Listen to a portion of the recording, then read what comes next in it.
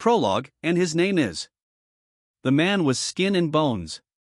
Surrounded by a darkly robed group, he was covered in a black priest's habit himself. Slightly taller than Subaru, he had deep green hair that was long enough to catch the eye. His cheeks were gaunt, his bones seemed to have only the minimum amount of flesh necessary to maintain a humanoid physique. Judging from such an appearance, one might think his body was devoid of vitality, save for the twinkle of madness in his eyes. I see. Certainly, this is of great interest. The man leaned his body forward, bending his neck more than 90 degrees to the side as his wide-open eyes gazed unflinchingly at Subaru. Behaving in a manner that could only be described as bizarre, he nodded as if something was clear to him. Then, still leaning at an angle, he thrust his right thumb into his mouth and crushed the tip without any hesitation. The flesh was mashed and the bone broken. He sucked on the drops of blood as his dead eyes opened wide. Could you possibly be Pride, by any chance? The man's question was directed at Subaru, who was bound to the wall. However, the boy did not reply to the question. He only blankly stared up at the face of the man standing before him, with merely a flippant and thoroughly out-of-place smile coming over his lips. Subaru's black eyes blinked, but just like the man behaving in deviant fashion, they were empty, devoid of sanity. That doesn't seem to be a reply. The man drew his thumb out of his lips, tapping his own head with his bleeding hand as if he had just remembered something. Ah, I see. It occurs to me that I have been rude. My goodness, I have yet to introduce myself, yes? He acted with courtesy that seemed wholly out of place and then gave a malevolent laugh that tore the edges of his pale lips. He politely bowed at the waist as he stated his name. I am Pedalgius Romanicanti. After that, he stayed bent over, twisting only his head to face forward before he stated his title. Archbishop of Sin of the Witch Cult, entrusted with the duties of sleuth. The man, Pedalgius, pointed at Subaru with the fingers of both hands and laughed. Cackle, cackle. Cackle, cackle. Cackle, cackle. Chapter 1, A Decaying Mind. The clear, refreshing-looking sky spread overhead, filling Subaru's vision as he lay on the ground. Thinking back, about 2 months had passed since he had been summoned to this other world.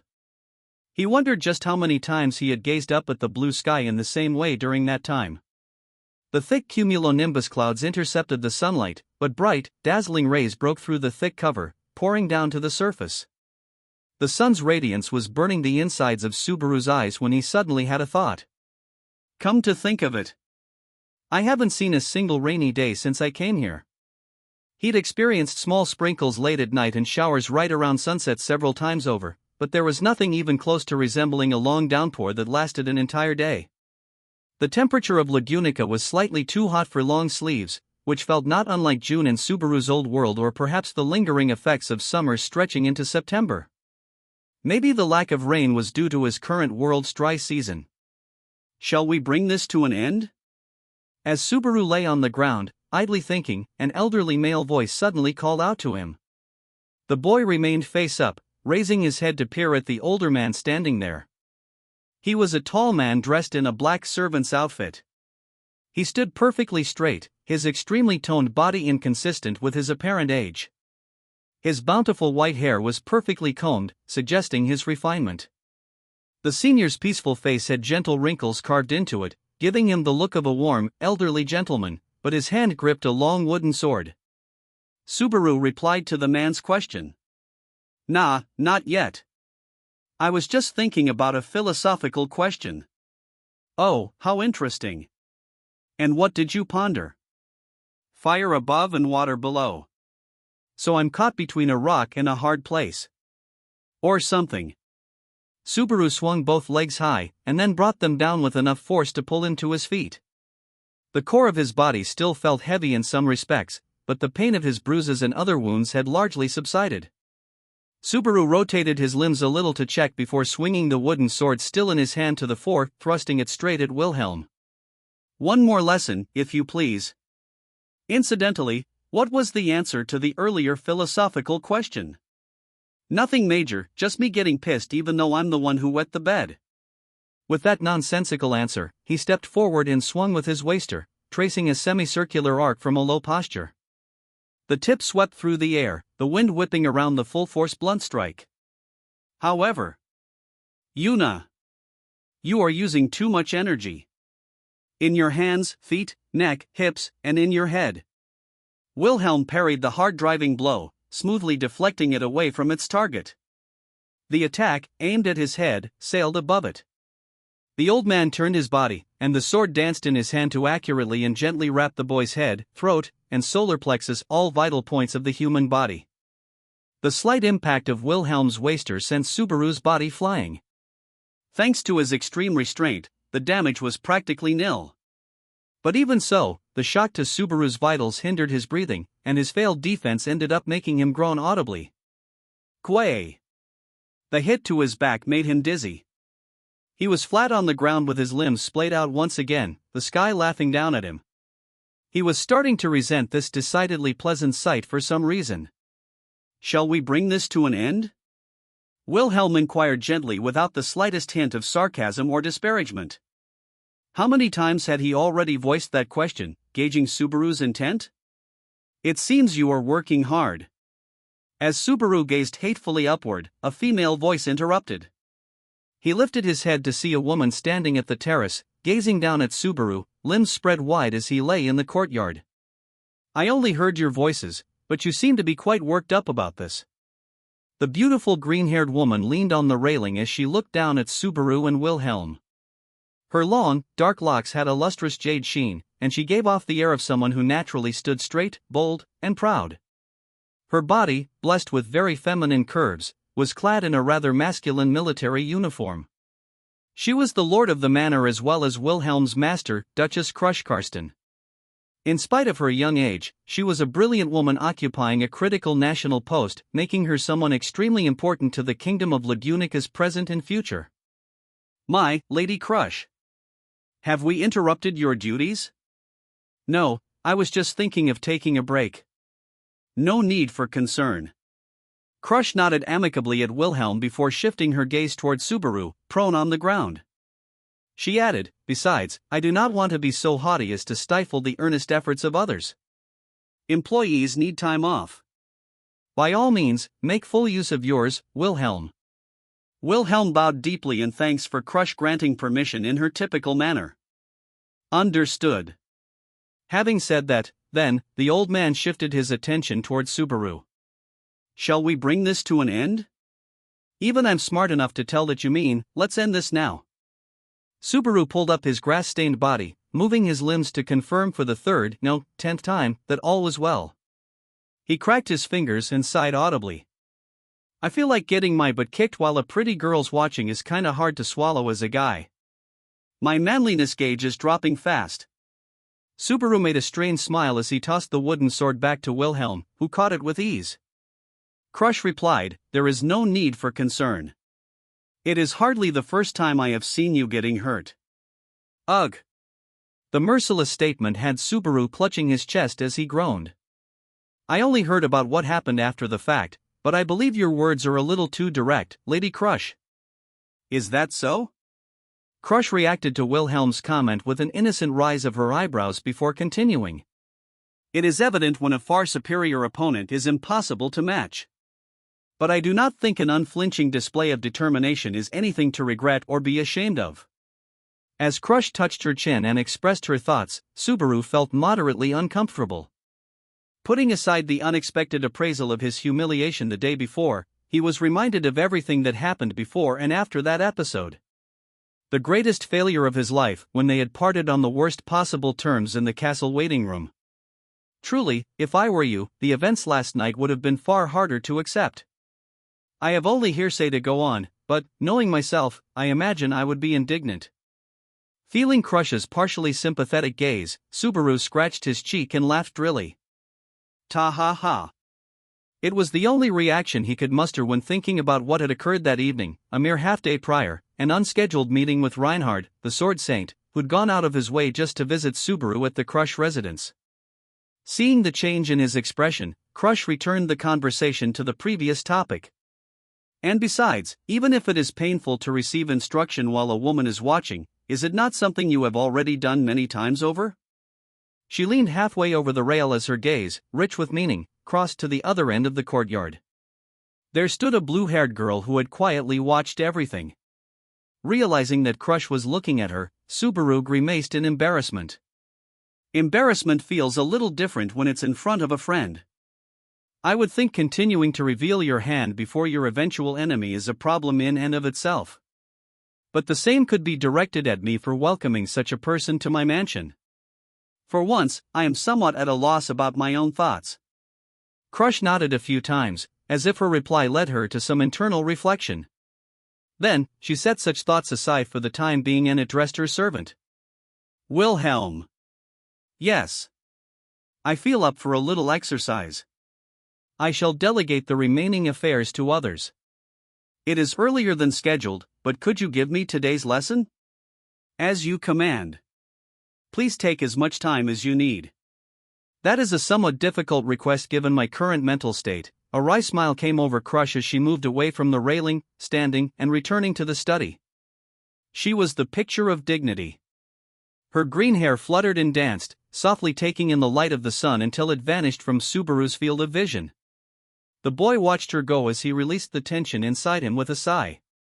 Subaru smiled bitterly at himself when he realized the raw sense of relief he felt when she left his sight. Put bluntly, Crush was exactly the sort of lady he had a hard time with. Her straightforward and unyielding gaze was so sharp, it seemed to pierce straight to the heart. There had been many cases where her honest, sincere personality, and the words and deeds supporting it, left him distinctly troubled.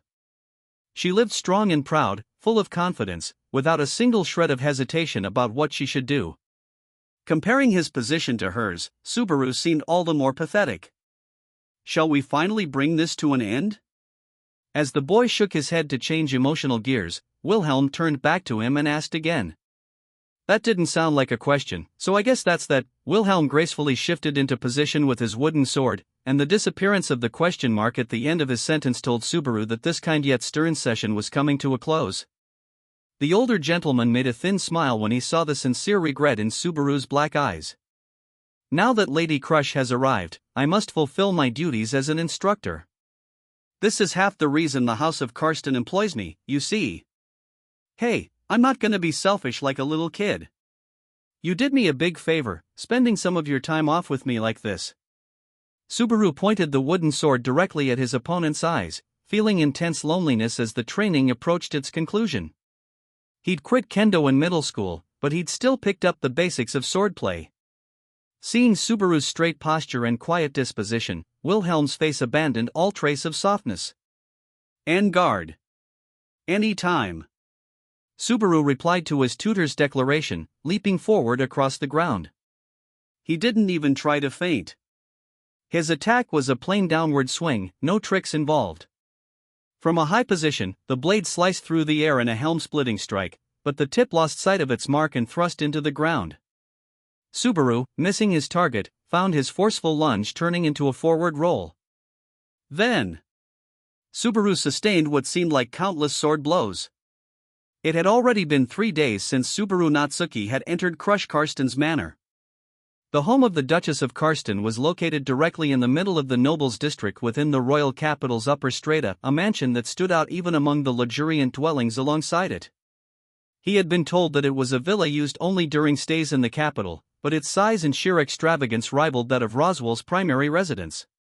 But Crush herself had no interest in the decor of the overly ornamented manor. No doubt she saw it as a display of consideration for the many nobles who might visit the capital. And one of those visitors had been Reinhard van Astria.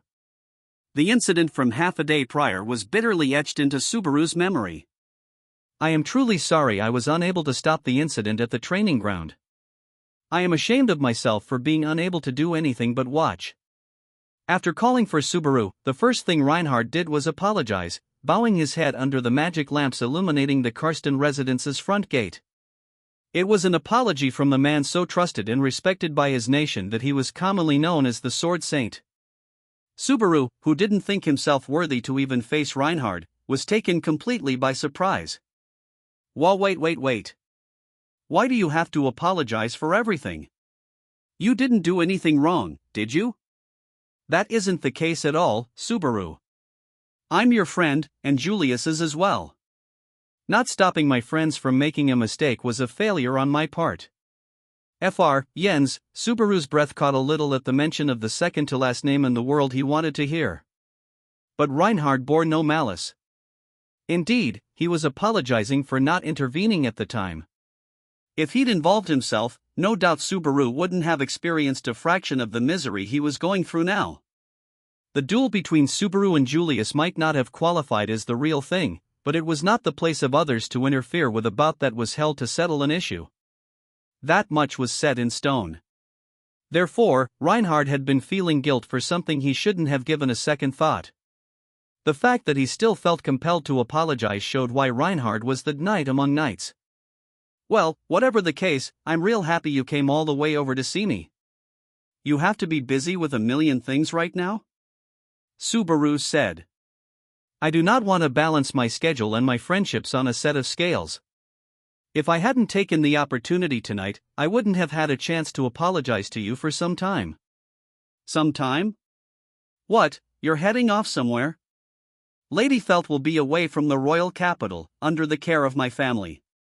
There are many things she needs to learn, and there are new recruits who require training. Reinhard talked with a thin, wry smile at the numerous hardships he expected. But at the very least, the knight didn't harbor any unease about the rapport in his master-vassal relationship. Subaru posed a question. You think Felt can really pull this off? Strangely, more so than I ever did before. I'm sure her determination and talent will surprise everyone. I will be merely encouraging her to help bring that future about. Hearing that unreserved reply, Subaru subconsciously shifted his gaze away from Reinhard. Is that so? Glad to hear it. He couldn't bear to look straight at the knight. The red-haired young man didn't worry about hardships, nor did he hold any concerns about his relationship with his master. He had not even the slightest ambivalence about doing his duty to his utmost abilities. At that moment, the difference between him and Subaru was simply too great. Noticing Subaru was averting his gaze, Reinhard's brows furrowed in a sympathetic look. Do you have regrets? Regrets? Subaru bit his lip as the word floated inside his head. He'd always had regrets. Yesterday, he felt remorse for the day before that. Today, he was bitter about yesterday. Tomorrow, he'd no doubt be anguished about the present day, too. The choices made over the course of his life amounted to a never-ending trail of regrets. It was impossible not to yearn for the world he'd missed due to choices he hadn't made. With Subaru silent, Reinhard lowered his eyes. I will not say anything as flippant as, I understand how you feel. But I am equally ashamed of what transpired. Perhaps it is the first time I've said such a thing, but I regret what happened. The word seemed not quite apropos to the chagrin that enveloped Subaru, but that was only natural. Their positions were different, so their points of view were different. The two didn't see events the same way. That was why Subaru braced his heart for what Reinhard might say next. And yet, the duel that day between you and Julius was a meaningless battle. I knew, but I did nothing, and as a result, you were unjustly hurt. It has pained me ever since how I simply stood back and watched. But his meager resolve didn't prepare him to hear that. No meaning at all? Yes, that's right. What happened because you and Julius clashed there? You were injured, and Julius has a black mark on his record, nothing more. Are you aware that he was placed under house arrest afterward? I'm sure Julius is regretting his own actions this very moment. Julius's punishment was news to Subaru, and it actually surprised him. So many nights watching the spectacle had been in Julius's corner. Subaru had been convinced his opponent had made arrangements to avoid trouble afterward. And yet, he had been disciplined. But Subaru didn't think the knight felt any regret at all. He had crossed swords with him, albeit wooden ones, more than enough to understand that loud and clear. Unaware of what was in Subaru's heart, Reinhard said with sincerity in his eyes, if you had both had more time, you could have calmly discussed the matter. I should have ensured you had it. Things could have been resolved peacefully with no ill feelings instead of with a duel. So there'd have been no fight at all? Correct. This may seem somewhat hard to believe, but normally Julius is a man who sincerely listens. If you'd fully aired your differences, the misunderstanding could have been immediately Reinhard. With an earnest voice, Subaru interrupted him. The red-haired young man closed his mouth, looking back at Subaru with an unclouded gaze. Not a single negative emotion resided in his azure eyes. In other words, Reinhard had been completely serious. He truly believed that duel held no meaning. He couldn't understand that it was a matter of pride, with neither side able to pull back from the brink. I understand how you feel, and I'm glad. You're a really good guy. Then, but I won't accept what you said. I can't accept what you said. This conversation's over. The sight of Subaru breaking off the discussion and turning his back left Reinhard beyond surprised. When the boy passed through the gates to return to the mansion, the knight instantly began to reach out to him. Reinhard. You're a super good guy. I totally understand that everything you said just now was out of pure goodwill, and you meant no harm at all. I get that. The remark stopped Reinhard mid-motion. Sensing it behind him, Subaru didn't turn back as he passed through the gate. But, just don't. I won't let you rob that duel of its meaning. Anything but that. Subaru didn't want that, and neither did Julius or the knights who had seen the duel to the end. Their fight had to be worth something. It had concrete, definite value, even if Reinhard, the sword saint, couldn't understand it. While Subaru distanced himself, Reinhard attempted to bridge the gap. Even if that is so. What did you gain from that duel? You've only lost things, haven't you? But the words he chose for that purpose provided the last nail in the coffin. You've even lost Lady Emilia. The very last name in the world Subaru wanted to hear at that moment had materialized. He replied to the sword saint indifferently. Go home, Reinhard. Before your master gets lonely and starts yelling. With a loud noise, the gate closed between them. And so they parted ways. He didn't need to bother, geez. Subaru gritted his teeth at the memory of the previous night as curses he couldn't bring himself to say to Reinhard's face spilled out. His lips twisted as he tore at his head, as though brushing away the still raw memory. Do not be like that, Subaru. You've been hit on the head, so behave while I tend to it. As Subaru lay there, a voice full of affection gently brushed his eardrums. When he glanced up, he saw the blue-haired girl smiling down at him pleasantly. She was wearing a rather short black motif apron dress. The maid with the adorable face Rem was kneeling on the green grass with Subaru's head on her lap in the venerable lap pillow position. Rem, appointed as Subaru's maid, ran a finger through his hair as she whispered softly. You've worked hard in special training. Please, relax and rest on my lap for a while. Doesn't really deserve to be called special training. Just simple sword practice. Must have been boring to watch, huh? It was not boring at all. Just spending time with you makes me very happy, Subaru. Everything pouring out of Rem was positive, but in his current state, Subaru couldn't accept any of it. He covered his face with a hand, averting his gaze from her, who saw even his most unsightly moments in a positive light. She'd watched the sword practice, hardly anything more than playing around, from beginning to bitter end without complaint. Even despite Subaru concealing his emotions, Rem didn't speak a single cross word. She silently waited out his attempt to hide his true feelings and affectionately supported his weight, softly running her finger through his hair as if to simply remind him that time hadn't stopped. Unable to bear the silence any longer, Subaru spoke first. Hey, Remington. His halting voice brought Rem's finger to a standstill. As she indulgently waited for him to talk, Subaru took a fair bit of time before continuing to speak. Do you think I'm pathetic?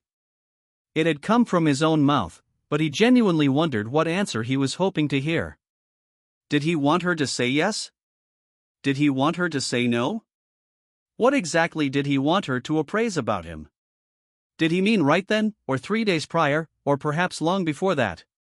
I do. Rem easily answered, interrupting Subaru's rumination. As his concerns unraveled, Subaru glared at Rem from below in protest. So you think that, too? Why are you sticking with me if I'm pathetic, then? 'Cause you were told to? Rem, upside down in his field of vision, gently shook her head at Subaru's acerbic reaction. Thinking you are pathetic and being with you is not a contradiction. Even without a command, I believe I would have stayed with you regardless, Subaru. Why's that? Because I want to. Her reply was brief. The matter-of-fact delivery left Subaru speechless. He had no idea what to say, although the words made his chest feel light. It was as if his incomprehensible self-examination had received an equally baffling answer. Rem. You're really something else. I am. But sister is even more incredible. I still don't understand why you put your sister on a pedestal, but you're incredible. Subaru raised a hand in surrender, letting his entire body relax as he sank into Rem's lap fully. He closed his eyes, leaving her to stroke his forelocks with her finger once more as she said, I am here because I believe you want me to be here, Subaru. So I want you to watch me get beaten up and then act pathetic and embarrassing after? That makes me sound like some kind of masochist. Rem curiously inclined her head, asking with a completely innocent look, you aren't? Subaru could only exhale deeply through his nostrils in a wordless reply. Time continued in a quiet, lazy fashion, without any intrusions. Finally she asked, perhaps we should head back in? Any longer and we might be in the way of Lady Crush's sword practice. When Rem's thighs seemed about to move, Subaru grabbed hold of them, his cheeks savoring the feeling. Just a little longer. I've been hit on the head. Might be dangerous to move this soon? Rem let her legs relax as she acceded to Subaru's suggestion. Yes. If that is what you desire, Subaru. Thanks to her unlimited kindness, he didn't have to think about the things he didn't want to. He let his body sink deeper and deeper into that gentle quicksand. It had been 3 days since the declaration of the royal selection. 3 days since Subaru and Emilia had parted ways. Subaru Natsuki was steadily rotting away. I must have done something wrong, Subaru thought once he had time to reflect. He knew it was an unpleasant memory, but before he realized, he was going back over and over to that evening in the sight of a silver-haired girl turning from him and walking away. As the sound of a closing door echoed, Subaru thought, I must have come up short somewhere. He was well aware that his words had gone too far. The fact that it had come right after receiving a beating had been part of it. When Emilia's words forced him into a corner, he'd ended up blurting out a lot of really unacceptable things. As a result, Subaru and Emilia had ended up separating. Did the suddenness of his words mean that they were just jumbled half-thoughts? Or did it mean that they had been dwelling in his heart all along? He cared for her, and he wanted her to acknowledge that both feelings were true. But how much he meant the rest of what he'd said? Even he wasn't sure anymore. Hey, kid. Kid. Subaru was submerged in a sea of self-doubt when a throaty voice from nearby reeled him back to reality. When he blinked, the man standing right in front of him slumped his shoulders, lamenting as he creased his brow. Come on, kid. Don't be glaring like that in front of a man's shop. You'll scare off the customers, he lamented with a frown on his stern face, marked by an attention-grabbing vertical scar. Subaru, back in the present, gently rubbed his eyelids, quickly recovering from the impact of the man's fierce countenance. Hey, Pops. I think it's your glaring at customers that scares em off. I'm not glaring. I'm worrying about you, damn it. You come here with some weirdo in tow, and then when old man Rom hears your message, I can't get in touch with him anymore. I should be giving you an earful for all the trouble you put me through. The shopkeeper raised his voice in anger and pounded the counter with one of his thick arms. As he did, the slam caused a basket with fruit on display to tilt, threatening to send his produce tumbling. However, with a flutter of the hem of her skirt, Rem landed in the space right in front of the shop. That is no way to handle food. Her fingers gripped the basket on the counter, gently catching it before it could fall along with all the fruit within. Oh, thanks a lot, miss. The man Cadmon sighed with admiration at her skillful move, taking the basket back from Rem with visible relief. Then he lowered his voice as he directed a look back at Subaru. So take my advice. Get away from this mean mug guy. It won't end well. Hey, what are you talking about here? Don't go around spreading unfounded rumors, geez, Subaru countered. It's not unfounded at all. You were here with a girl not long ago, and now you've got a different one, don't you? The earlier girl. Ah, I can't remember clearly, but that just means this young lady is prettier. Two-timers can go to hell. Do I look like I can handle two-timing girls? In the first place, how did you? Forget about Amelia, Subaru had been going to say. But Cadman's lack of memory was an effect of the anti-recognition magic she used to conceal her identity. Recalling that brought her face to the forefront of his thoughts, accompanied by a painful throb in his chest. As Subaru fell into silence, Cadman gave him a suspicious look before resuming his speech to Remington. You see? Incorrigible. You'll end up with nothing but hardship no matter how hard you try. Thank you very much for your consideration. However, I am doing this because I want to. Rem's cheeks reddened as she glanced at Subaru to gauge his reaction. Cadman's look, even sourer than before, made plain that he thought her unfortunate. I have to say, though, the feel on the street's different today. There aren't more people than usual, but it's like there's a stir in the air. Maybe more people are stopping and standing than usual? Subaru gazed at the hustle and bustle, changing the topic to distract them from how he hadn't finished his previous sentence. Surprisingly sharp eye. Well, that's how it is. When big stuff's going on, it's time for merchants to make some money. Right now, everyone's hungry for the next rumor. Cadman nodded at Subaru's musings as he grabbed one of the fruits lined up in front of his shop and took a bite. Subaru gawked at the owner holding fruit with teeth marks. That's your merchandise, he remarked before he continued. Well, I'm not sure what business opportunities the Royal Selection has for a fruit vendor, but I'm impressed you weren't left behind when it started. Guess you're a natural genius at this, Pops. Oh, shut your mouth. At any rate, it's because there are more people rubbing shoulders and whispering to one another. Everyone's talking to everyone else right now. See, look over there. Cadman forcefully pointed with the core of his fruit, indicating a sign at the edge of the street. Even among the signs desperately competing to stand out along Market Street, this one stood taller than all the rest.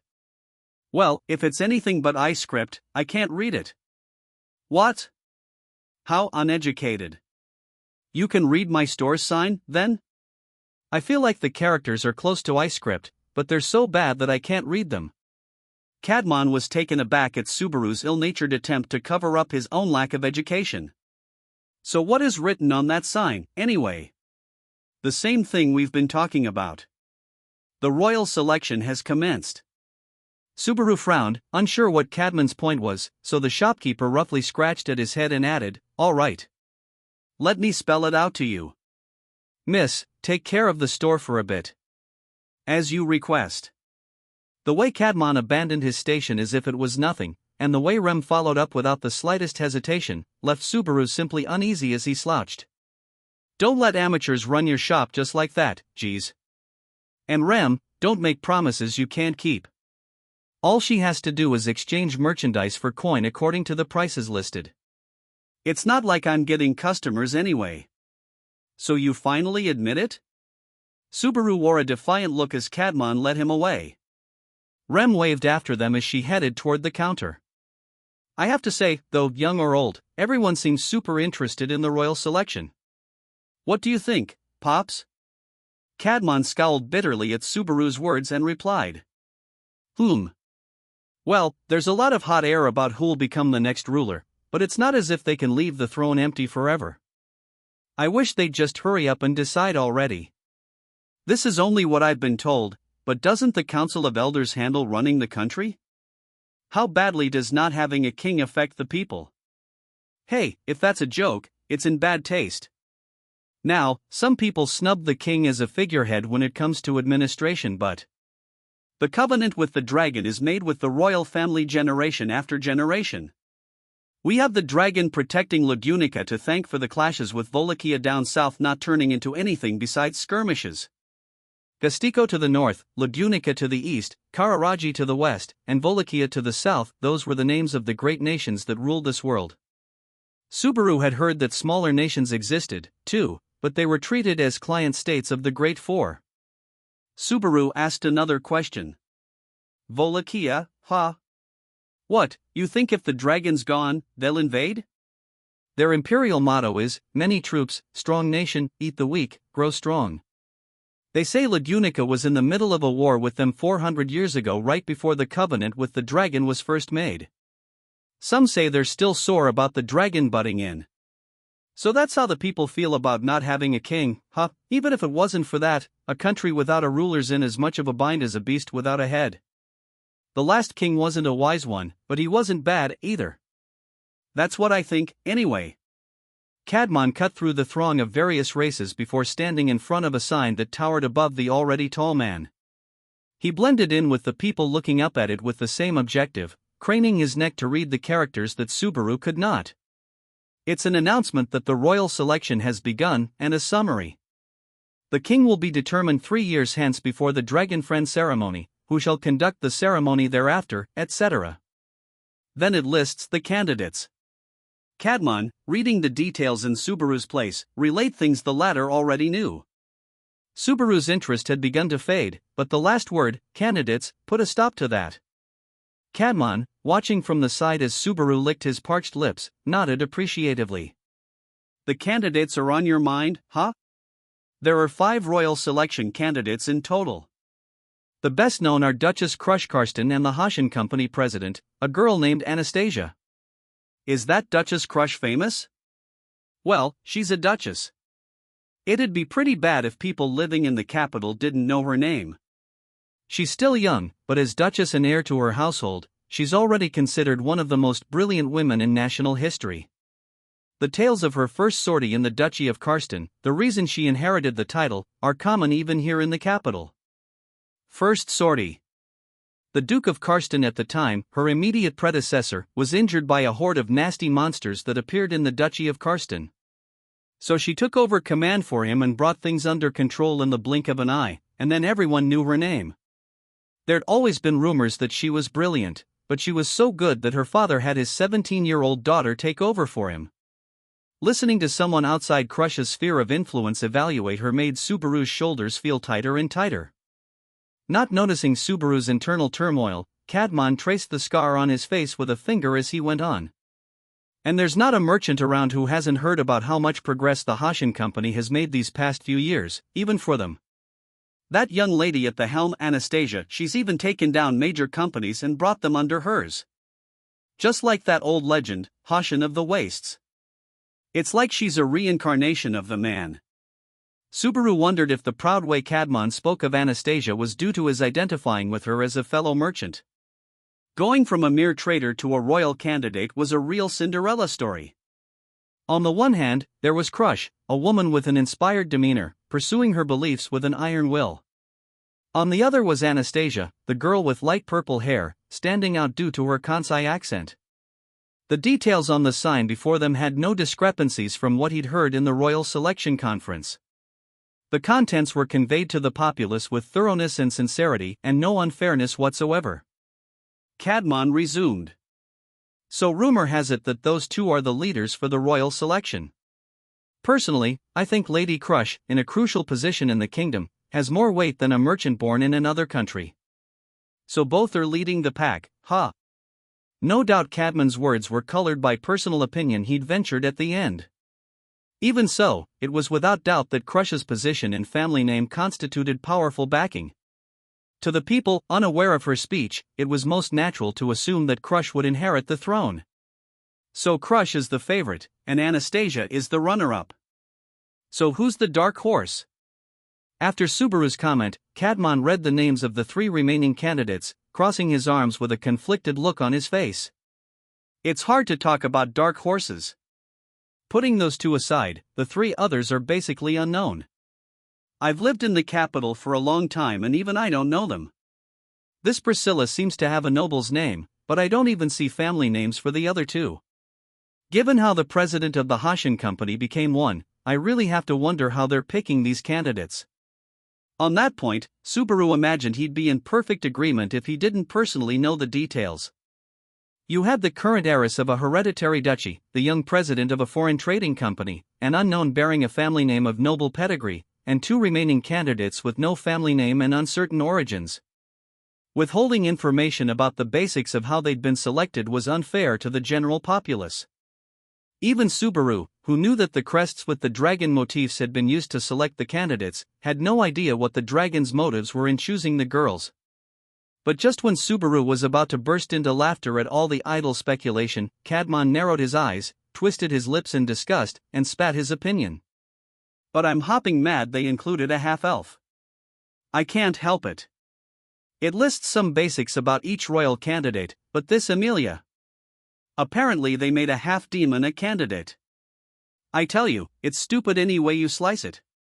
Half-demon, huh? It's what we call people who look like witch accomplices. What the hell are the high and mighty thinking? Cadmon glared up at the tall sign that was a full 2 heads above him, his eyes filled with disgust. Subaru couldn't immediately react. He had a not insignificant amount of goodwill toward the scarred shopkeeper. This was the first man he'd spoken to in this other world, and when reunited with him later, he'd grown to view the man as someone he could trust. In contrast to his stern appearance, his personality and character were amiable, and he was full of love for his wife and child. At the very least, Subaru didn't doubt that he was a benevolent person. The boy couldn't help but be surprised to hear such a man speak such slander about another as if it were a matter of course. Besides, to Subaru, it couldn't be casually dismissed. And so, his lips blurted out a denial. It doesn't mean everyone who looks like that is involved with the witch, does it? Ha! Under Cadmon's curious gaze, Subaru's emotions got the better of him as he pushed on. Don't go judging her just because she's a half-elf.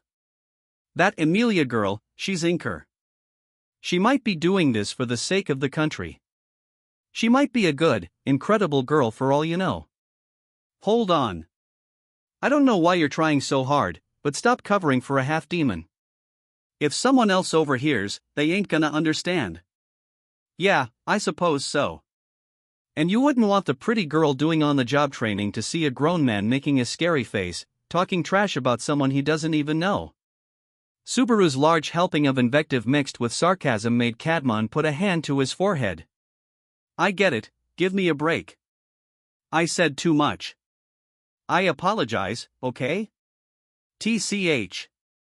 Though it was an apology he was pushed into, Cadmon's mature reaction made Subaru back down. Yet as Subaru relented, Cadmon carried on. You're free to think what you like. But it's not possible for a half-elf to become king. You're still. Why not? Because of the witch of jealousy? What, because the witch was a half-elf, that means all half-elves are dangerous? That's right. To Subaru, worked up again as their argument resumed, Cadmon's voice had a shockingly cold ring to it. There you go again. Subaru was about to make a rebuttal when his voice caught in his throat, because he saw the look of fear in Cadmon's eyes. The witch is scary. That goes without saying. It's a feeling everyone shares. I don't know how you grew up not knowing this, but at the very least, the vast majority of people avoid half-demons for the same reason. Look. They say the witch of jealousy, is a monster completely off the charts. 400 years ago, her shadow swallowed up half the continent. Famed heroes and dragons succumbed one after another before that. If it wasn't for the holy dragon's power, the sage's knowledge, and the sword saint of the day, the world would have been destroyed for sure.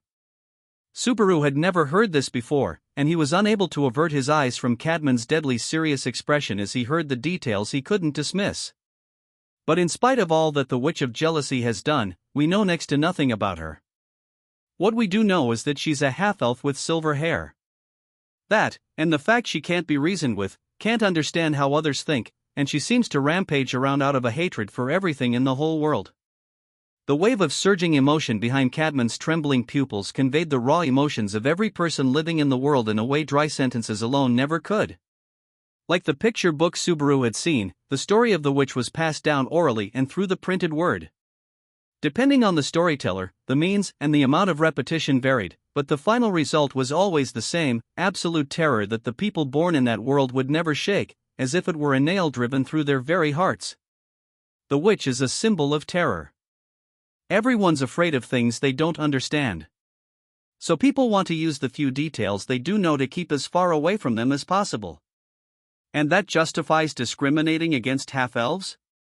At the very least, a lot of half-demons having twisted personalities is the literal truth. I will admit that I don't know if it's just their natures or if it's the circumstances that make them like that. Cadmon was grimacing as if chewing on a bitter insect, likely because Subaru's words had backed him into an uncomfortable corner. The man seemed well aware that what he was saying was irrational. But the emotions about the witch welling up inside dimmed his view of any rebuttal of that logic. Moreover, that thinking may well have been a universally held opinion in their world, from the lowest rungs to up on high.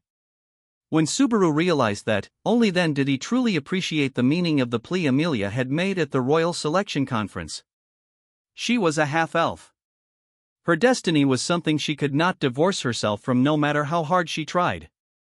She wore an iron shackle that others starting in the same position did not, one she could never remove.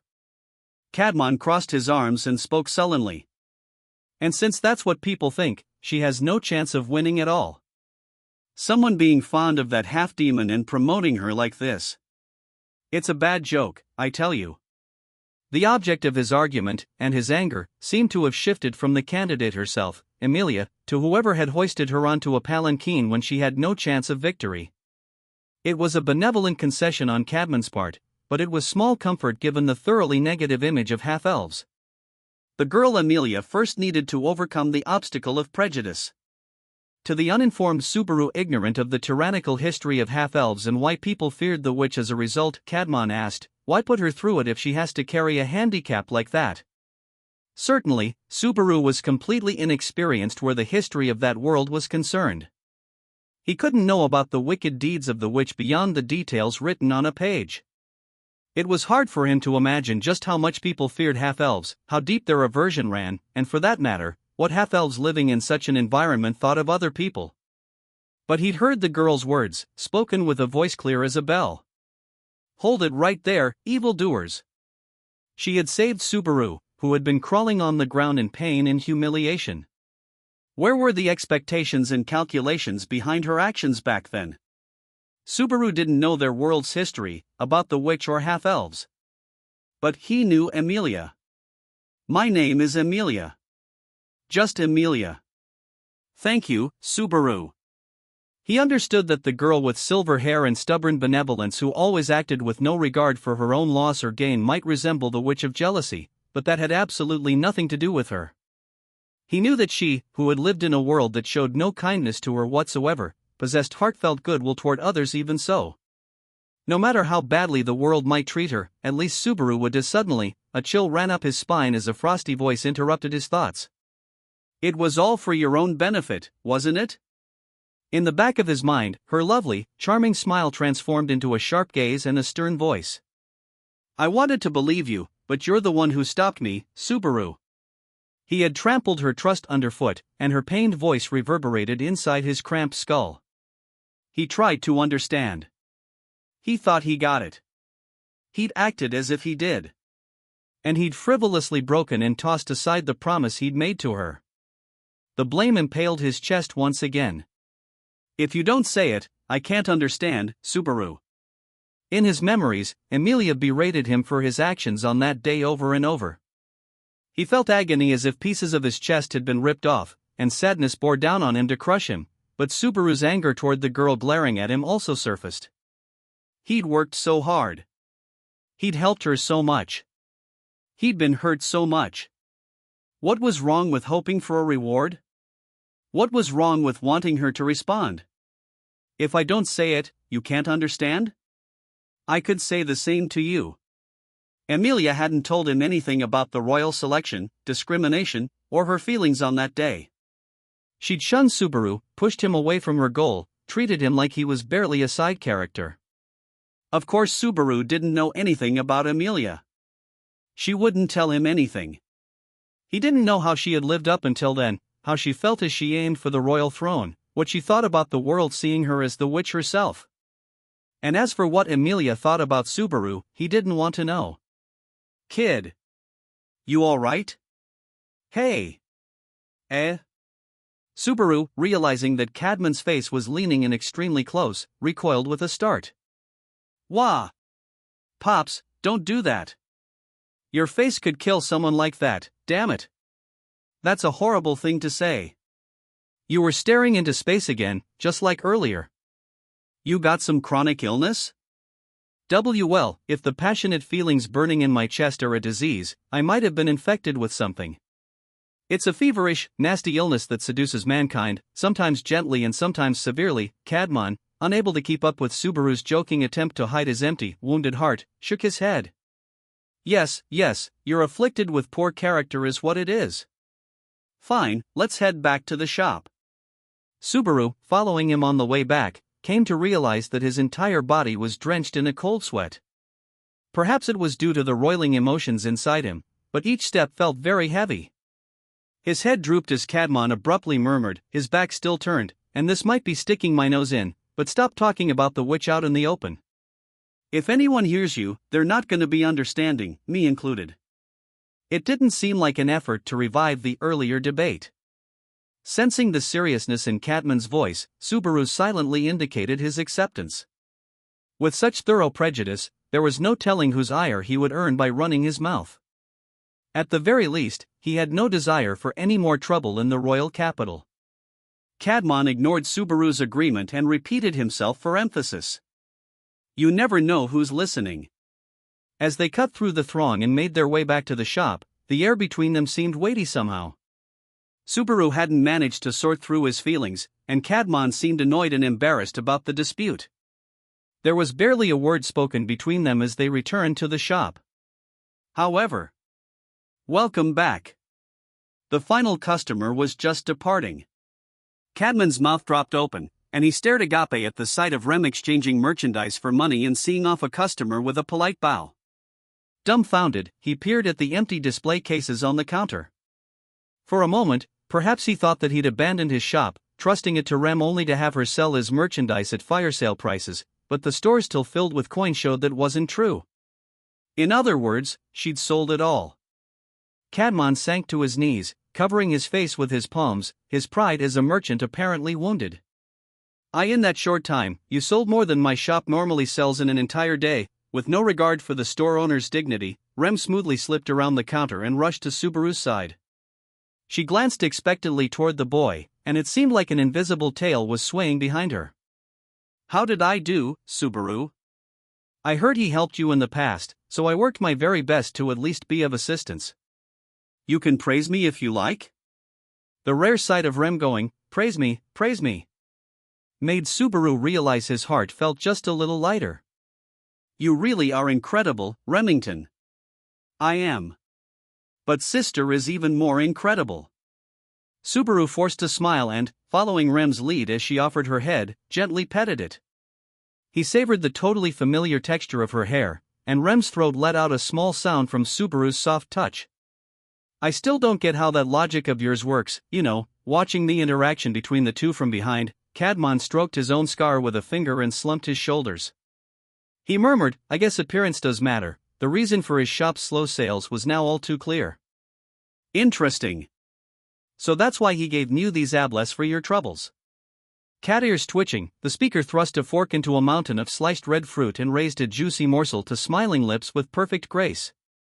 Those short feline ears were the same color as the shoulder-length flaxen hair below them, and the white ribbon adorning those locks joined large, round, teasing eyes to complete the picture of a pretty girl who was actually a boy. Subaru replied, well, I already taste-tested them, so all I had to do was hand them to the kitchen. Setting that aside, don't give me sidelong glances and lick your lips. It's giving me chills. No, knowing both his external appearance and his actual gender, the proper term was definitely pretty boy. It was in between meals, sometime prior to supper, and ablets had been brought in as a light snack. Cadman had given them the fruit as a souvenir, looking both grateful and deeply burned at how Rem had broken his store's sales record in a short span of time.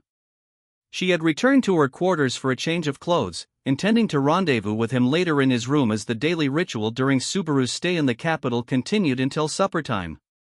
Subaru remarked, that said man, returning to my room only to find a pretty boy sneaking into it ahead of me. I was careless for not leaving the door locked, but isn't that, impolite for a knight? It's fine, no, isn't it? It's just proof how much Fairy can relax around you. Besides, Lady Crush could never see Fairy act so lazy, even by accident. The pretty boy Ferris flopped right down next to Subaru's flank. As Subaru felt the bed bounce against his rear, Ferris looked up meaningfully from his position on his belly. Did your heart flutter just now? It skipped a beat. I don't think anything bad about you, but I just don't have those kinds of interests at all. I like girls, as ordinary and regular as they come. No matter how adorable he might look, the fact they were the same gender was a barrier that Subaru had no intention of crossing. He shook his head in exasperation at Ferris's shocked expression. In the first place, I have no idea what your reason is for being so relaxed around me. I mean, it's not like I remember getting along especially well with you before. I'm not giving off some kind of pheromones I should be worried about, am I? Ferris put his chin on his palms and responded blithely. That's pretty simple, actually. It's because there's no doubt me outs over that you're weaker than Fairy, Subaru. You're a weakling, so no worries. Subaru blinked once and murmured, you have a really bad personality, geez. Whoa, what a surprise. Fairy was so sure you were going to blow your lid there. Hey, facts are facts. I'm not gonna get bent out of shape over that.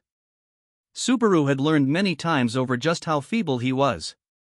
Since being summoned from his own world, he'd had his powerlessness repeatedly pounded into him.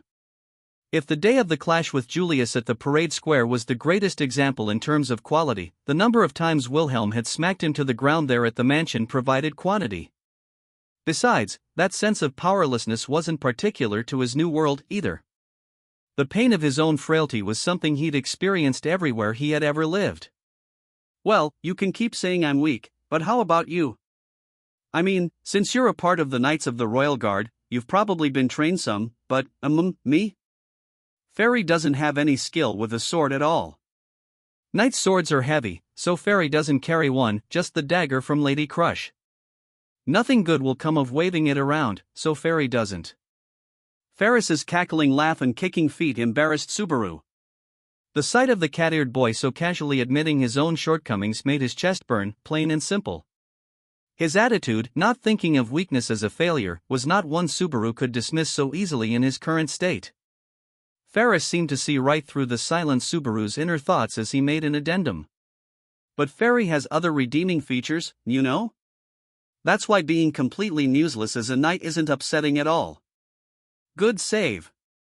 Well, if you accept it, then that's totally fine. Totally fine. Ferris's confident declaration was no doubt built on a very strong foundation.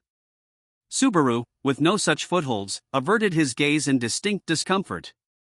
Perhaps because Subaru turned his back doing so, Ferris sat up from where he lay on the bed and nestled into Subaru's shoulder, letting it support his weight.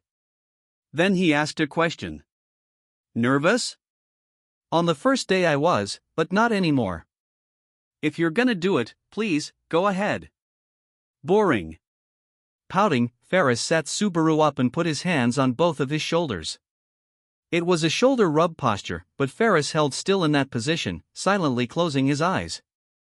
The warmth passing from Ferris's palms began to circulate from Subaru's shoulders into his whole body.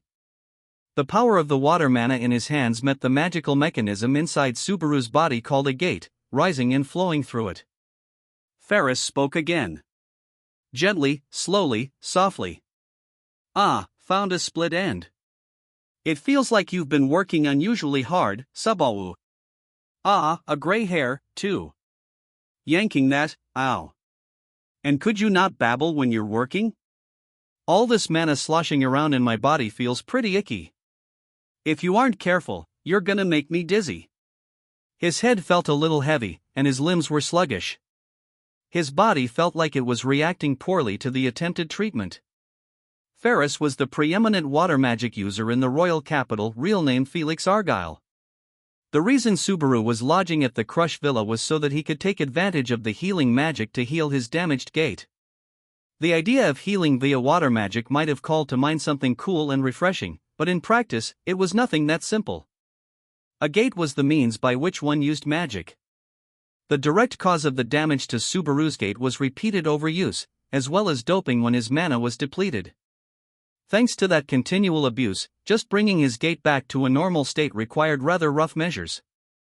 Subaru offered a comment. So this healing technique is like taking a hose that water only trickles out of, plugging the leak and pushing out all the mold and junk that's built up inside. What? From the way you're speaking, it feels like you aren't very happy about this, meow? I'm just beating myself up. Don't worry about it. Ugh, this feels gross.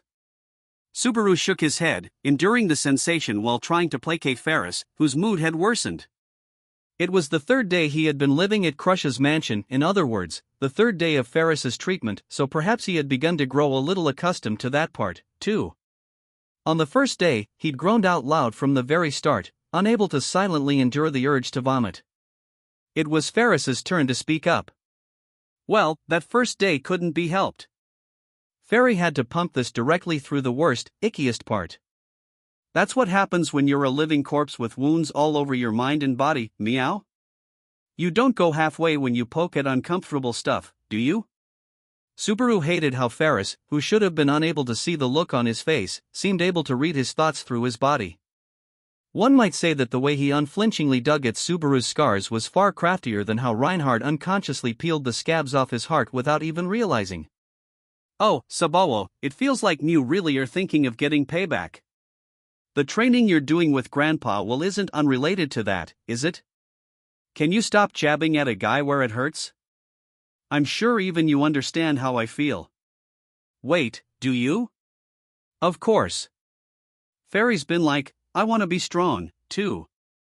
Well, Ferry's given up on doing anything reckless like that, though.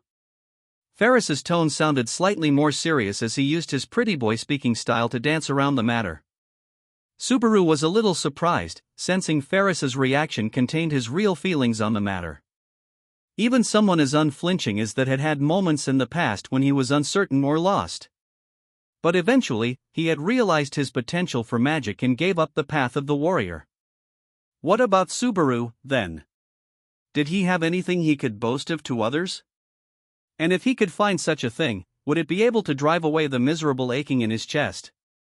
Point being, you should give up on dark thoughts like getting payback, okay? It's a little hard to say, but if there is a next time, you might die, you know? With a sulky look, Subaru closed one eye, his reply a barely spoken murmur. Even I know that. The earlier battle with Julius had ended with Subaru being pummeled beyond description. And in spite of the pounding he had received, he understood that the night had gone easy on him. There was no other way to explain how he had been struck so many times yet had not suffered any lasting effects. That wasn't due to Ferris's skill as a healer alone. The difference between Subaru and Julius had simply been that overwhelming.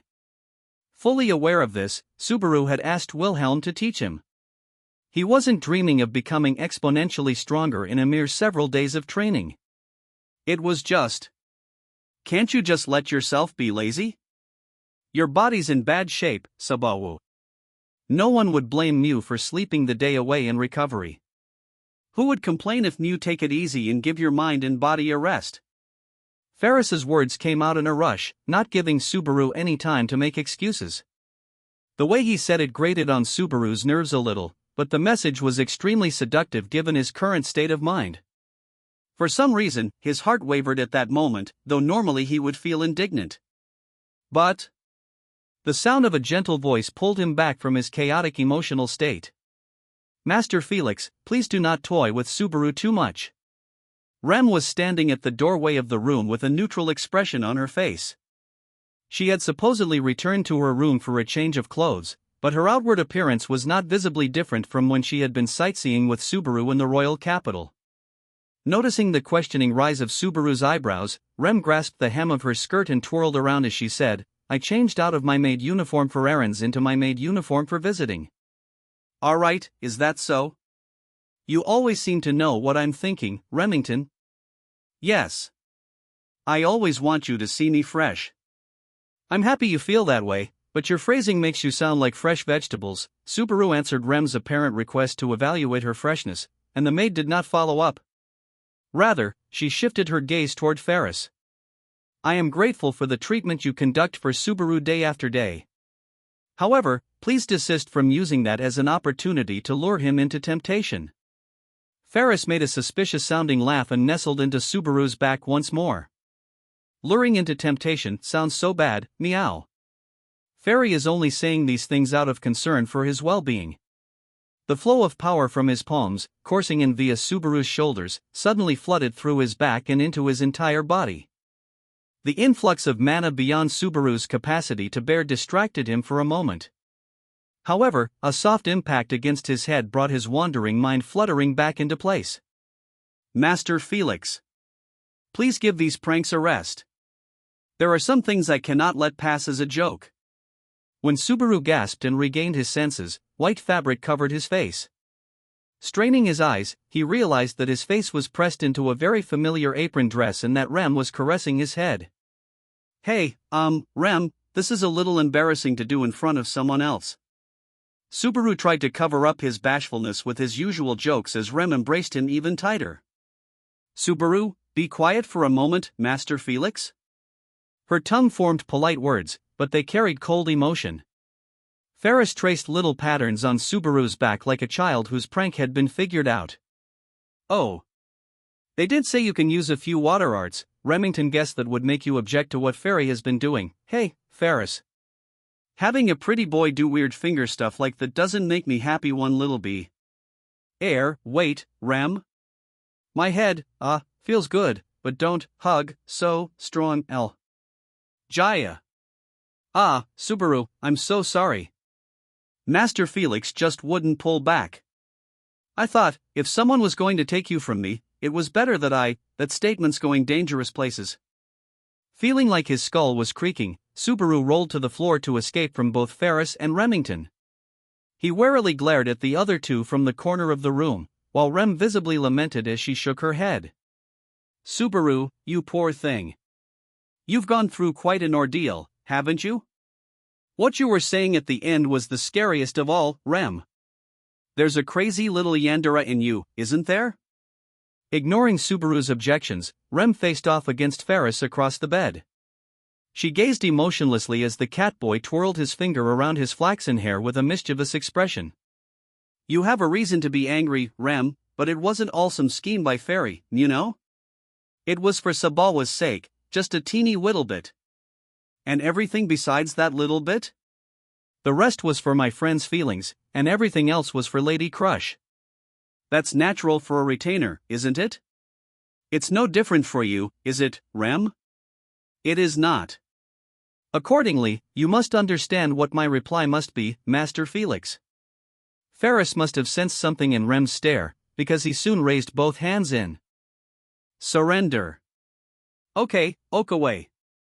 Ferry will stop using the treatment to brainwash him. From here on, I shall be present for all treatments. Meow, no trust at all. Well, that's fine, really. Ferris glanced sideways at Subaru. When Rem shifted, as if protecting Subaru from that gaze, Ferris stretched up and looked down at him over Rem's shoulder. So that's enough lecturing from Rem for today.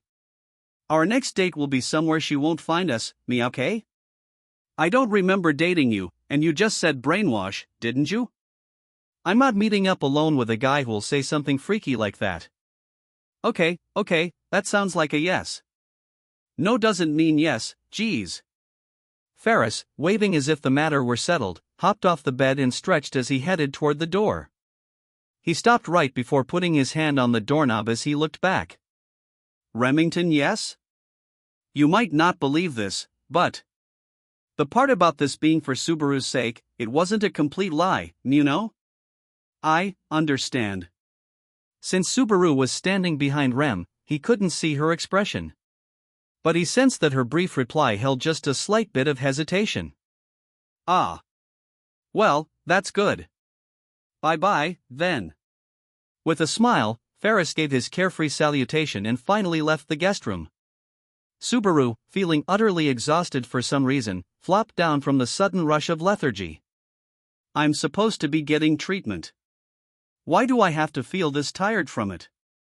Are you all right, Subaru? Mm. I'm alright, I think.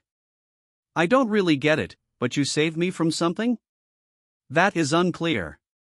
Master Felix does not appear to hold any ill will toward you, so I do not know the true motives behind his previous behavior. Seeing Rem ponder the matter, Subaru turned his head, perplexed. So what state was I in earlier, anyway? Until just now, Master Felix was interfering with all the mana in your body, Subaru. That's so? Just figured healing required it. It's not a good feeling, and it's pretty awful, to be honest, but somehow I put up with it. Having another person's mana in you like that is the same as taking that person inside you. That made Master Felix's words much easier for you to accept, you see. The way you said that sounds pretty bad, you know? Subaru stood up in a hurry, patting his body down to check things out. Am I alright? There's nothing weird going on? My heart isn't becoming more womanly or my speech having more feminine twists to it or something? It is all right, Subaru. You are quite splendid. I am always watching you, so please believe me.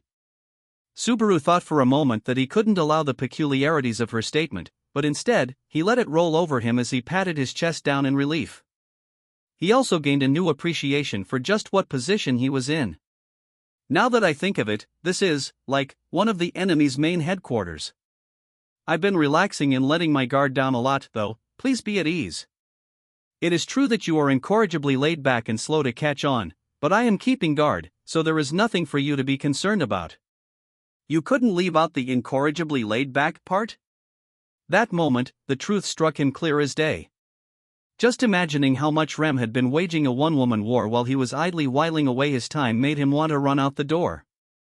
I'll try to be a bit more careful from now on. Everyone here is an enemy, after all. An enemy, you say? He was trying to pull himself together after having been so focused on one thing. But in his determination, Subaru didn't notice that Rem was murmuring something. After ensuring his body was safe and sound, Subaru gazed at the magic crystal on a wall of the room to check the time. Oh, time's a-wasting. How about you help me study until we get called for dinner, Professor Rem? Subaru headed to a desk in the room. The remaining ablets were on top of the desk, sitting alongside study material he had brought with him from Roswell's mansion. In other words, it was study time for Subaru, who had not yet mastered the language of this other world. I really cannot get accustomed to being addressed like that. Well, I think it's alright, since you're the one doing the teaching. If you don't like it, I can stop, Professor. No. Please continue. It is something you call only Nibai. So Subaru may not call anyone else that. If you do, I will be upset. Well, if you're gonna be like that, I'll be relentless, too. NGGGGH, you won't outdo me. Subaru chose an odd point to make a show of stubbornness, fiercely turning toward the table. Rem stood behind Subaru, watching him affectionately. But from time to time, she would stare into the distance, her mind wandering as her face showed faint signs of strain. Professor, I don't understand this part very well, but all traces of that look vanished the instant she heard Subaru's voice. Oh Subaru, you are helpless. You could not get anything done if I were not here with you. I would not mind if you demonstrated your gratitude from time to time. Excellent timing. Subaru Natsuki, would you come with me for a while? Subaru had finished bathing and was on his way back to his room when someone addressed him in the lobby on the second floor of the Crush residence. The long-haired woman was ascending the stairs and carrying a tray when she called out to him. For a moment, he wasn't sure who it was, since the outfit and aura she gave off were completely different from usual. Subaru's only reaction was to raise his brows. Miss Crush? It is. Is there something odd about? Ah, I see, this is the first time you have seen me in an outfit unrelated to my duties. I imagine it has startled you. Crush seemed to realize what had unsettled him. The outfit she normally wore that resembled an army uniform was gone. In its place, she wore a nightgown with thin, dark fabric and a cape over the shoulders. Unlike the scrupulously buttoned-up military uniform, the nightgown showed off her very feminine physique with every step, greatly altering the aura she projected. Subaru was averting his eyes, feeling vaguely embarrassed, but Crush apparently hadn't noticed. She continued, either way, it is fortunate that question has been resolved. To return to the original question, do you have some spare time? If it pleases you, I would like to have a drink with you this night.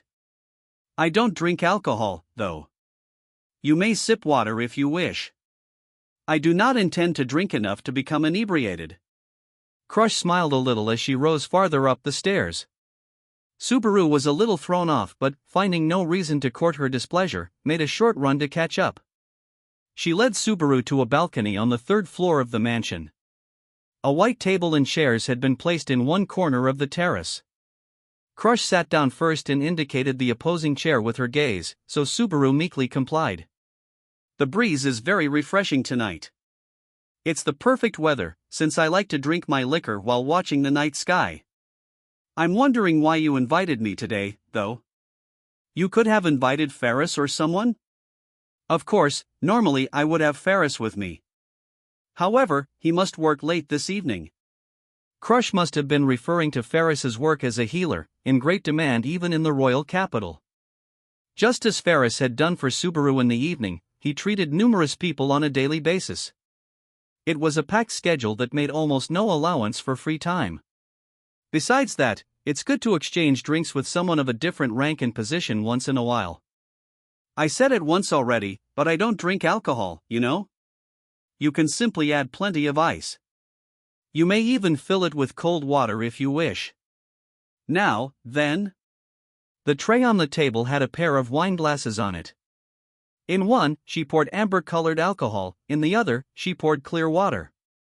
Subaru accepted the water, reluctantly touching his glass to Crush's. The light clink was accompanied by the sound of the ice shifting within it as Crush narrowed her eyes. It seems you are anxious about a number of things, but please be at ease. I have not brought you here out of any desire to interrogate you. I swear that it is no such petty trick. Ah, no. I wasn't worried about that. There is no need to try to hide it. I can see anxiety and doubt in the night breeze around you. As we belong to rival camps, I am actually relieved by your wariness. That way, I do not forget my own principles. Crush made a show of enjoying her half-filled glass, savoring it with her red tongue. Subaru, desperate to wash away the sense that she could see right into his mind, poured the cold water down his throat. So these last few days, you've been pretty busy. Is it related to the royal selection? Ha ha ha. As soon as I tell you caution is unnecessary, you plunge straight into the heart of the matter. I certainly did not expect that. I do think that is exactly how rival camps should be, however. Not knowing my place and not reading the mood are kind of my defining characteristics. I would add spinning your own vices into virtues to the list. Certainly, it is the royal selection that has kept me occupied these last few days. It has added to Ferris's and Wilhelm's labors as well. Her wineglass held at an angle, Crush spoke smoothly and in good humor. She seemed even more attractive than usual to Subaru's eyes, so he shifted his attention to the courtyard, which was in sight of the balcony. And it's related to all the stuff you've been hauling into the mansion and the people coming and going? A sharper eye than I expected. Or rather, the scale was large enough that you could not fail to notice. With no sign that her good mood was waning, Crush loosened her lips and replied to Subaru's question. It's not unrelated at all. My house is currently assembling all the men and material possible for a particular task. It may cause you and Rem some trouble in the coming days. I feel like it's us who are causing you a lot of trouble, but... What's this particular task? Have you heard the details of how Wilhelm came to enter my service? After his question was answered with another question, Subaru couldn't say anything. He understood only that the particular task Crush had mentioned concerned Wilhelm and that the details were not a topic he could broach without the old man's permission. You are free to speculate. It seems I have said too much. Wilhelm might well scold me for this. Wilhelm doesn't look like someone who'd talk to his master like that, though. He is a man without mercy. You should watch him instruct me in the sword at least once. He must think of our first meeting as a rather embarrassing one himself. Crush made a wry smile, savoring the wine with the colorful tip of her tongue as she switched subjects. Subaru also sought a change in subject to reset his mind. So you have sword lessons every day, too, huh? Surely you are not saying I should not wield one because I am merely a woman? Subaru instinctively responded with embarrassment, but Crush winked at him. I jest. It is merely something I am accustomed to hearing since my youth, that the little Karsten princess is both a maiden as well as a crazed fencer. I was considered the fool of the Duke's house for my love of getting my hands dirty more than flowers. That's pretty different from the rumors I've been hearing. In public, all the common folk are praising you, saying you'll leave your mark on the kingdom's history. The people changed their appraisal when they learned of my exploits. The sudden shift was rather calculating of them in my opinion, but it is my own fault for not having produced results in all that time.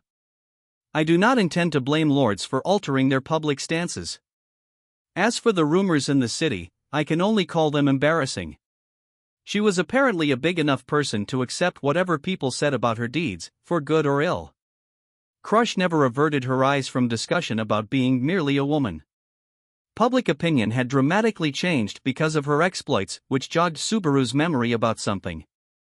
So that famous first battle was what changed how everyone thought of you? As Subaru pursued the topic, Crush rested her lips on her wineglass as she let out a small sound. Her amber eyes narrowed. It is embarrassing. She turned her head with an uncharacteristic pout on her face. Subaru countered, how can it be embarrassing? I heard demon beasts attacked your land, and you handled it great in your father's place. That's pretty cool for a first battle, isn't it? Of course not. Let me correct one misperception. I did not fell the demon beasts. I merely drove them off. I was a princess hastily and impudently taking command in place of her injured father. But it worked, didn't it? Of course it did. I could not allow my first sortie to end in failure after I brushed aside my father's objections. However, the problem is the extent of the results. To me, my naivete at the time is a shame most difficult to bear.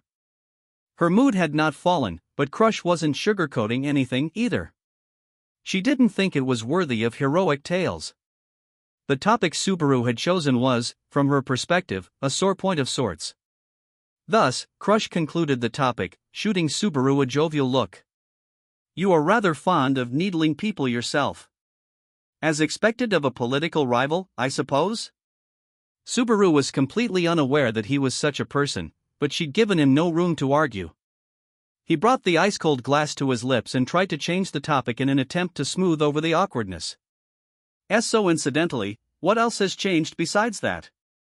Let me see.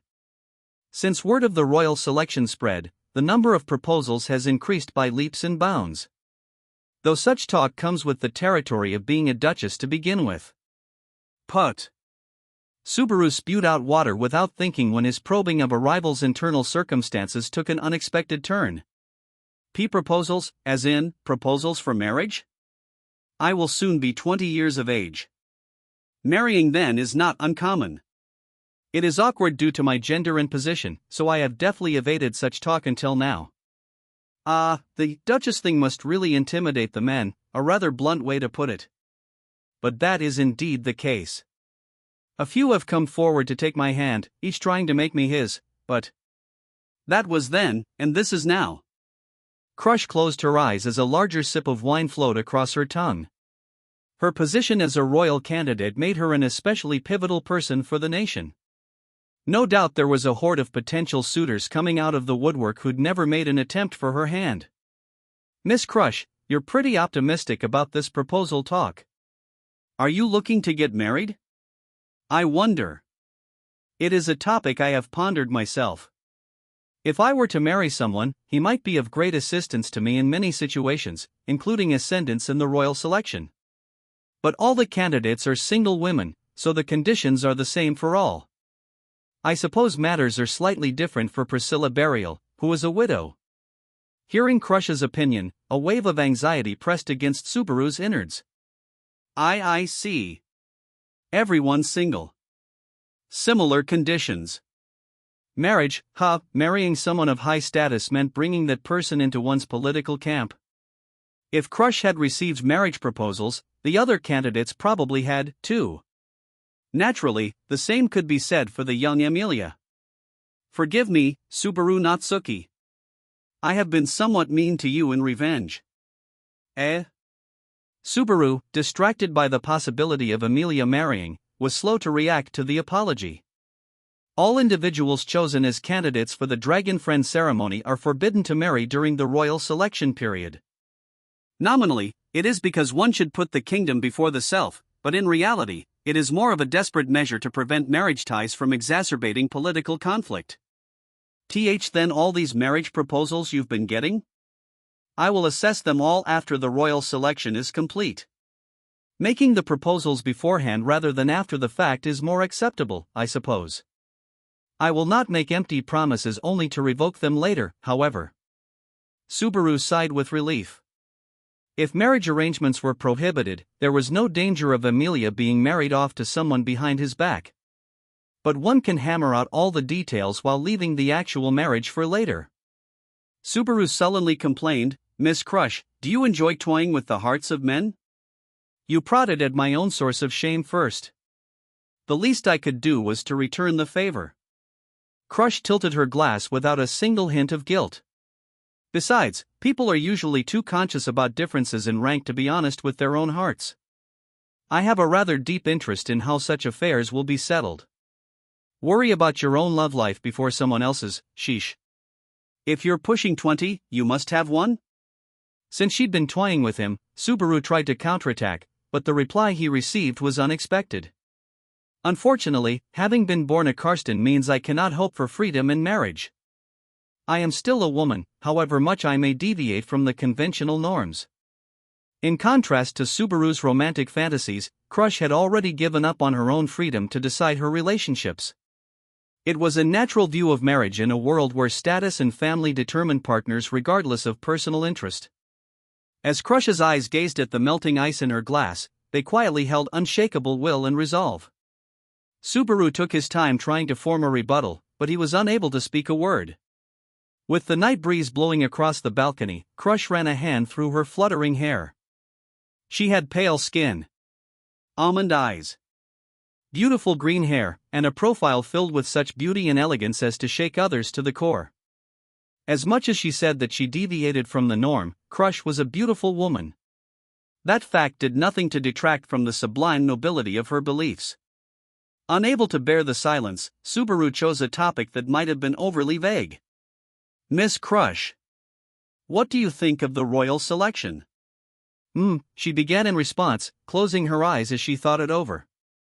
I spoke of it at the royal selection conference, but I harbor misgivings about the state of this country. You did say that, yeah.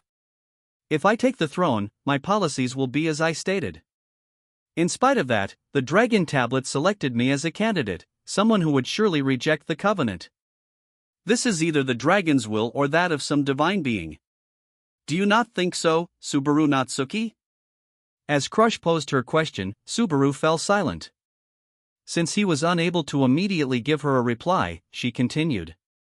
I do not overestimate or underestimate my own abilities and position. Reputation comes not from within but from others. That is especially so for one who rose to the status of candidate as I did, judged by those who thought nothing of me. It's not how I have lived until now that should be judged but how I live from now on. It sounds like you want to make people pay for judging you like that. Quite the contrary.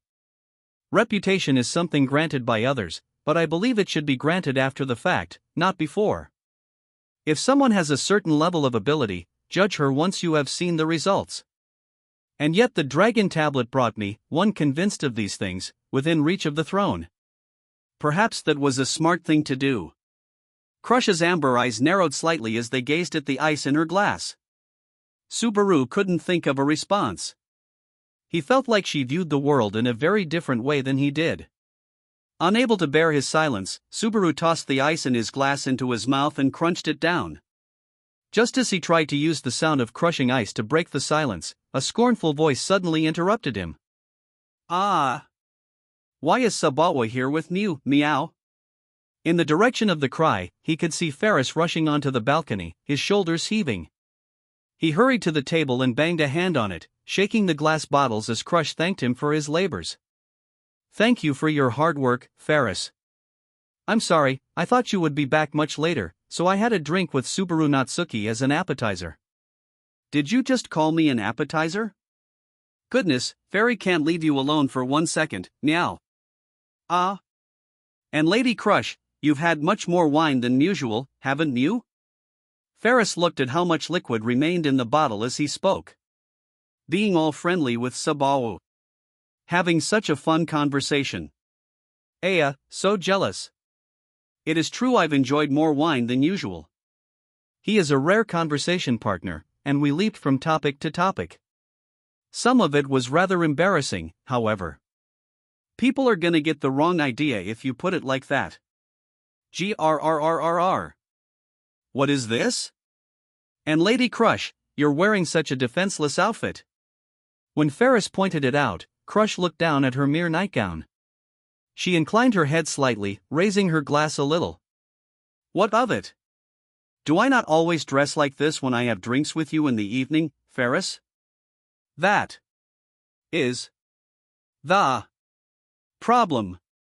You can't compare your time with Fairy to a ravenous beast of a man like this. Men are wolves, meow.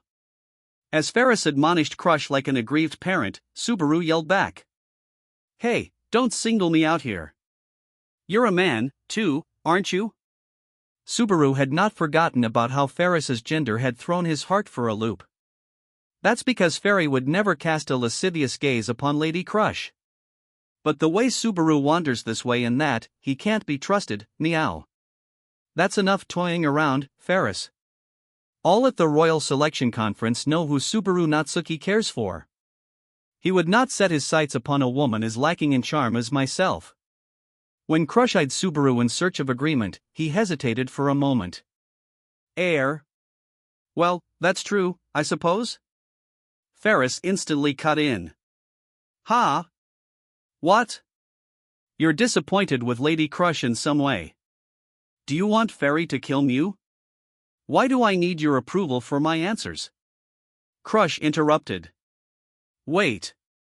Why did a wind of hesitation and deception flow from your direction just now? What does this? Ah, I see. You have REM as well.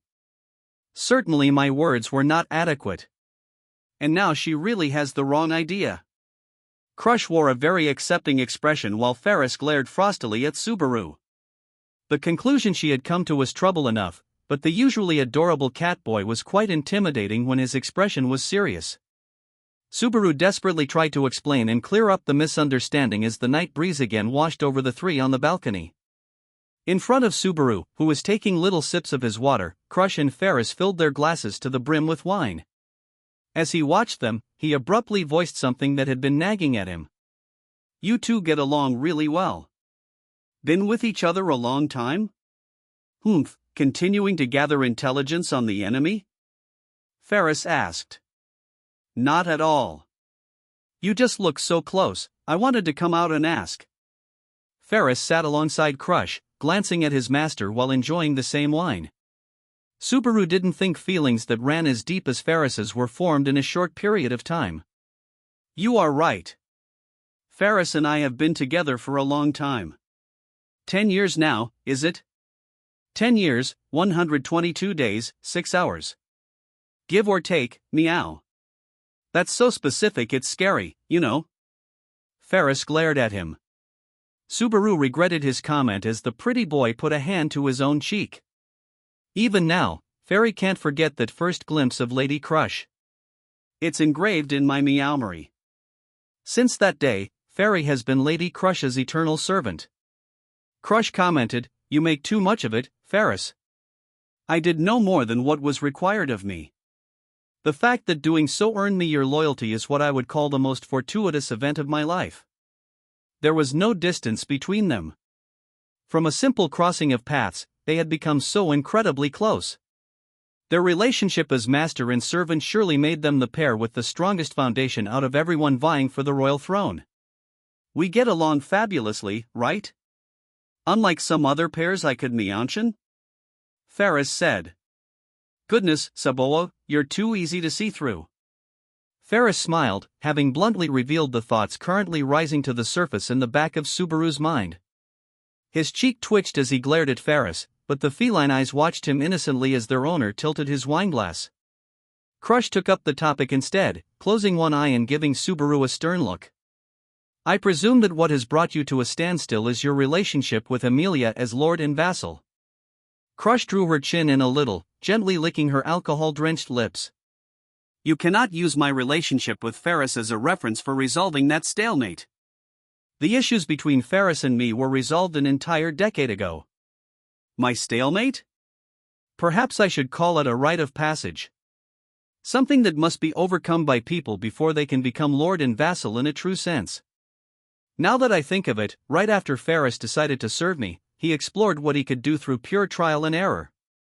Like a child being teased, Ferris's face turned red at having his past abruptly revealed. W8, Lady Crush. Please don't talk about that. It's embarrassing. Crush watched Ferris and shook her head. It is nothing to blush over. How could the sight of one doing his best to locate his place and appropriately serve another be shameful? Impressed by your resolve, I went to equal lengths to be a master who would not bring you disgrace. Even now, I do not know if I have achieved such a thing. Ferry will never harbor dissatisfaction toward his lady crush, not in an entire lifetime. You spoil me. You would say the same thing if I spent all my days in complete idleness. This is why I must have a strong character, to resist the temptations of depravity. It was a very humble-sounding statement, and Crush seemed to be earnestly speaking from the bottom of her own heart. Ferris sent her an even more passionate look, but Subaru simply wanted to run away. Seeing their relationship, and the absolute, unshakable trust between them, tore at his heart. Crush said to Subaru in a sharp voice, "Do not lower your eyes, Subaru Natsuki." Eh? If your eyes become clouded, your soul will go astray. That will mean your future is closed and you have lost your purpose for living. When you follow your own sense of justice, you can do any number of things if you just look at the ground. Lift your face, look forward, reach out your hand. Even when doing something for others, you must be able to see them for your feelings to get across. Subaru's throat caught.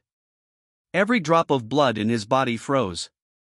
For a moment, Crush's words drove a nail into his heart. Still, she didn't look at the frozen boy, but at the wine in her inclined glass. Subaru wondered, if those eyes pierced him at that very moment, what would have happened? Perhaps, at that instant, he would have fallen on his hands and knees without a single moment's hesitation. Subaru was not only surprised at her seeing right through him, but he also had to take his hat off to her skill as a great stateswoman. Still, he was able to avoid kneeling before her because Ferris was the first to respond to her words. Ah, Lady Crush. I swear again to exhaust my life in service of my master. Then I can only respond to your loyalty with the entirety of my spirit, Subaru Natsuki. Strive to do nothing that would diminish yourself. I do not want to think of you as an insignificant foe. Ferris's loyalty, Crush's nobility, both stirred Subaru's heart deeply. He wet his parched tongue, failing to form words several times before he managed to speak. Lending an enemy a hand, huh? It's awfully nice of you to give your opponents a fighting chance. This matter is important enough to decide the future of the entire nation. This may be highly impudent of me to say, but if I must struggle for the throne, I wish for it to be against worthy rivals. A crown earned by defeating weaklings will do nothing to impress the lords of the land. Wanting strong opponents means you're confident about beating them, huh? I have no such confidence whatsoever. What I have is will, and I have poured effort into achieving optimal results so that I can do what I must. Furthermore, I hope that my rivals do the same. This was the individual named Crush Karsten, her every thought humble until the bitter end. Having exchanged drinks with her like this, the impressions he held of her, sincere, high-class, changed. This was a woman like a sword, fierce as a firestorm, pitiless as a naked blade. Ferris relaxed his voice, clapping his hands together as he dissolved the tense atmosphere. Somehow, the conversation became so formal. Let's unwind now. Bathed in a cool breeze, Subaru realized that his brow was covered with sweat. Crush replied, I am sorry for speaking so stiffly. I mustn't get carried away with entertainment or my drinks. No, you needn't apologize for anything, Lady Crush. Subaru understands what he needs to do, meow. Ferris's words, summarizing the earlier conversation, sounded very hollow to Subaru's ears. What I need to do now? Surely he understands had been the implication, but Subaru couldn't put his finger on it. The only things he'd picked up during the evening spent over drinks were that Crush and Ferris shared an unshakable bond and that he was small and confused. Subaru didn't see anything about what was to come or what he needed to do. Yet in spite of that, what could Subaru tell them that he now understood? As far as Ferry is concerned, having Lady Amelia and Subaru all split up is kind of fun, but that's not what Lady Crush wants at all. See, you need to make up with Lady Amelia as soon as possible. And do what you can do to make that happen. What I can do? Could he really accomplish anything, worn to the bone as he was? Yes. A long time ago, back when Ferry became Lady Crush's knight, he thought very, very hard about what he could accomplish. Ferris put a hand to his chest as he returned to that time in his memories. Crush's lips slackened slightly as she glanced over at him like that. For a moment, Subaru's heart beat faster in his chest. Something only Subaru Natsuki could do? He realized it, as if it had come down to him like a revelation from the heavens itself. There is something I can do. Both of the others glanced at him as he continued, there's something only I can do, yeah, that's right. No one should have had to tell me that. Now he knew. No, he'd always known. He'd been reminded when he had been on the verge of forgetting. Truly, Crush and Ferris were benevolent people.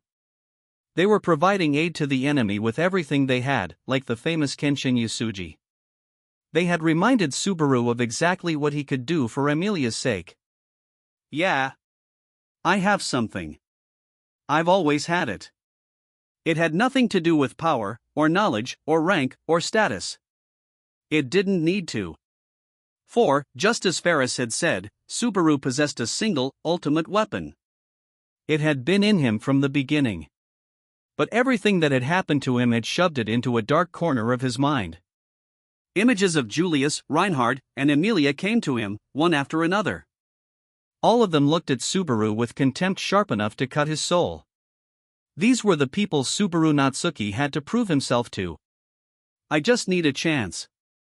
If I can get that, I can make all my problems go away. Subaru felt like a dark cloud had lifted as doubt left his heart and he gained confidence in its place. He clenched a strong, tight fist, picturing a silver-haired girl in the back of his mind. Crush gently turned her wineglass around in her hand as she murmured offhandedly. The wind blows stronger. It would seem tomorrow's weather will be somewhat stormy. Then, with a small sound, the melting ice cube within her glass neatly split in two.